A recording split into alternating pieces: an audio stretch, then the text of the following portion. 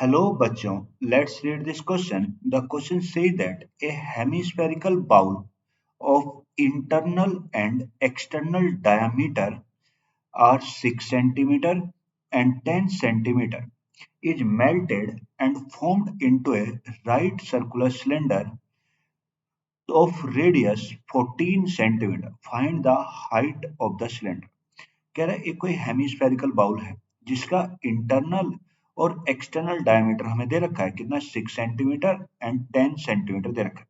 यानी उसने हमें दे दिया इंटरनल इंटरनल डायमीटर डायमीटर कितना है 6 सेंटीमीटर एक्सटर्नल डायमीटर कितना है 10 सेंटीमीटर ये इंटरनल और एक्सटर्नल और सबसे पहले हमें पता है अगर डायमीटर दे रखा है तो हमें जो उसे रेडियस में बदलना होगा तो रेडियस क्या होता है रेडियस होती है वो क्या होता है डायमीटर का आधा रेडियस इक्वल टू क्या होता है डायमीटर बाय 2 डायमीटर बाय 2 तो अब अगर मैं यहाँ से इंटरनल रेडियस निकालू इंटरनल रेडियस तो मेरी कितनी आएगी भाई डायमीटर कितना है भाई डायमीटर तो मेरा 6 है इंटरनल वाला तो उसे 6 को 2 से डिवाइड करें तो आएगा 3 सेंटीमीटर साथ में एक्सटर्नल रेडियस अगर मैं एक्सटर्नल उसकी रेडियस निकालूं तो एक्सटर्नल रेडियस कितनी आ जाएगी एक्सटर्नल है 10/2 और 10/2 कितना 5 सेंटीमीटर ये तो मैंने हेमिस्फेरिकल बाउल की मैंने इंटरनल रेडियस भी निकाल ली और एक्सटर्नल रेडियस भी निकाल ली मान लो ये मेरा एक बाउल है ये मेरा बाउल है ये जिसकी इंटरनल रेडियस ये है मान लो ये कितनी है 3 सेंटीमीटर है और ये इसके बाद ये कोई ये ये यहाँ से यहाँ तक क्या हो जाएगी एक्सटर्नल रेडियस तो इसकी जो एक्सटर्नल रेडियस होगी मान लो ये एक्सटर्नल रेडियस है ये वाली ये एक्सटर्नल रेडियस है तो ये कितनी है इसकी 5 सेंटीमीटर अब क्या रहा कि इसे मेल्ट करके क्या बनाना है एक हमें इस राइट सर्कुलर सिलेंडर बनाना तो अगर इसे मेल्ट किया जाएगा तो मेल्ट करके जब भी कभी कोई एक फॉर्म से दूसरे फॉर्म में कन्वर्ट करी जाती है तो जो उनमें वॉल्यूम होती है जितने का मेटल बना होता है उसकी वॉल्यूम दूसरे वाले के वॉल्यूम के बराबर होती है यानी मैं इसे लिखूंगा तो अगर हम इसमें लिखें कि क्या होगा भाई जब भी कभी एक तो वॉल्यूम ऑफ क्या metal metal in hemisphere hemispherical bowl में वो होगी वो किसके बराबर होगी वॉल्यूम ऑफ जो सिलेंडर में metal volume of metal in cylinder ये volume of metal in hemispherical bowl ये किसका volume of metal in cylinder के बराबर होगी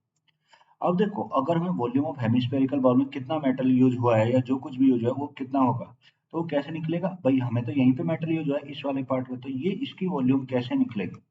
भाई अगर इसकी वॉल्यूम निकालनी है तो सबसे पहले हमें बाहर वाले उसका वॉल्यूम निकालना होगा और फिर माइनस का अंदर वाला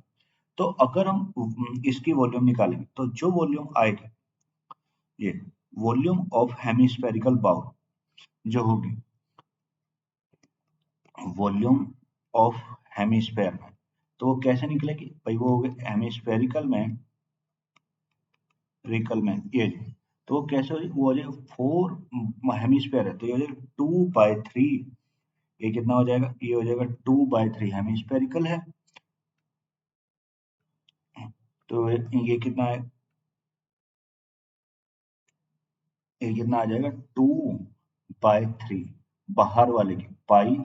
बाहर वाले की रेडियस मान लो कैपिटल आर है r³ माइनस 2/3 पाई और ये कितना होगा अंदर वाले की ये तो ये निकल के आ जाएगा ये तो अगर मैं इसमें से कॉमन ले लूं तो अगर 2/3 पाई r³ माइनस r³ ये हो जाएगा और ये किसके बराबर होगा volume of metal in cylinder और सिलेंडर की वॉल्यूम तो हम जानते हैं क्या होता है volume of cylinder volume of cylinder क्या होते हैं पाई r² h होते हैं क्या पाई r² और h होते हैं तो अगर मैं यहाँ पे वैल्यू पुट करके इसे इक्वेट करें तो अगर 2/3 पाई तो पाई आर बाहर वाले की रेडियस कितना 5 का क्यूब माइनस अंदर वाले की कितना होगा 3 का क्यूब और ये इक्वल्स टू पाई आर। अब देखो जो हमें सिलेंडर बनाना है उसकी जो रेडियस है वो कितनी होनी चाहिए 14 सेंटीमीटर। ये होगा 14 इंटू 14 और इंटू कितना एच। तो ये अब देखो पाई से पाई कट गया, 2 से कट गया 14, कितना आ गया 7 ये। अब 5 का क्यूब होता है 125,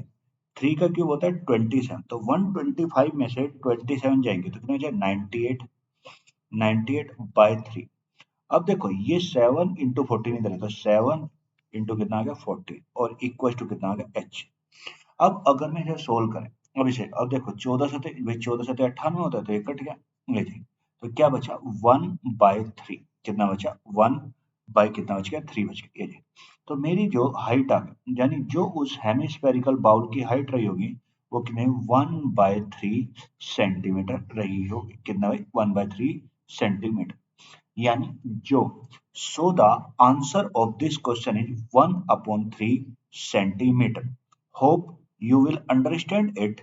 Thank you and best of luck.